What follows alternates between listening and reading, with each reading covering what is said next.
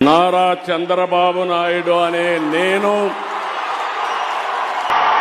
జగన్మోహన్ రెడ్డి అనే నేను. నమస్కారం. ఈరోజు వీడియోలో మనం చంద్రబాబు నాయుడు వర్సెస్ జగన్మోహన్ రెడ్డి ఎవరు ఉత్తమ ముఖ్యమంత్రి అనే విషయం మీద చర్చించుకోబోతున్నాం. మొదటిది అభివృద్ధి పనులు. చంద్రబాబు నాయుడు విషయానికి వస్తే ఇన్ఫ్రాస్ట్రక్చర్. ఆయన సమయంలో హైదరాబాద్ను సైబరాబాద్గా మారింది. హైటెక్ సిటీ, ఐటీ కంపెనీలు, రోడ్డు, ప్రతిరార నిర్మాణాలు జరిగాయి.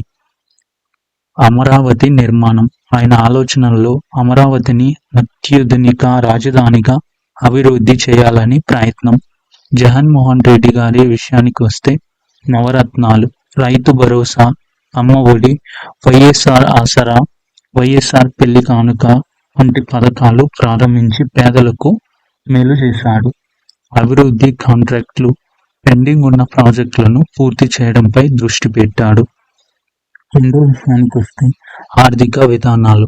చంద్రబాబు నాయుడు విషయానికి వస్తే ప్రైవేటీకరణ, ప్రైవేట్ పెట్టుబడులను ఆకర్షించడంలో నాయుడు ముఖ్య పాత్ర పోషించాడు.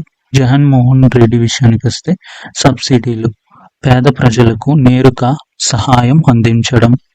ఒత్తిడి క్రింద పెట్టుబడులను తక్కువగా ఉన్నాయని విమర్శలు వచ్చాయి. మూడవది రైతు సంక్షేమం.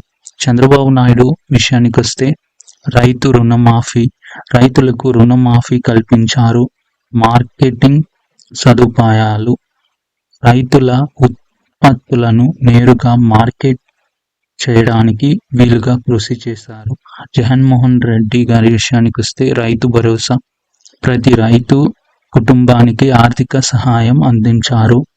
పంట బీమా, పంటలు పాడైపోతే బీమా ద్వారా నష్టపరిహారం అందిస్తున్నారు. నాలుగవది ఆరోగ్యం మరియు విద్య. చంద్రబాబు నాయుడు గారి విషయానికి వస్తే ఆరోగ్య శాఖ అభివృద్ధి, ప్రైవేట్ హాస్పిటల్స్, మెడికల్ కళాశాల స్థాపన, విద్యా రంగం, మెరుగైన విద్యా విధానాలను ప్రవేశపెట్టడం. ఇక జగన్మోహన్ రెడ్డి గారి విషయానికి వస్తే ఆరోగ్యశ్రీ, వైఎస్ఆర్ ఆరోగ్యశ్రీ పథకం ద్వారా ఆరోగ్య సేవలు అందిస్తున్నారు. విద్య పథకాలు, జగనన్న వసతి దీవెన వంటి పథకాలు ప్రవేశపెట్టడం. ఇక ఐదో దానికి వస్తే ప్రజాదరణ మరియు నాయకత్వం. చంద్రబాబు నాయుడు విషయానికి వస్తే అనుభవం, అనేక సార్లు ముఖ్యమంత్రి హోదాలో సేవలందించడం. విదేశీ సంబంధాలు, విదేశీ పెట్టుబడులను ఆకర్షించడం. ఇక జగన్మోహన్ రెడ్డి గారి విషయానికి వస్తే పలు కొత్త పథకాలు ప్రారంభించడం, ప్రజాదరణ, యువతిలో మంచి పేరు పొందడం,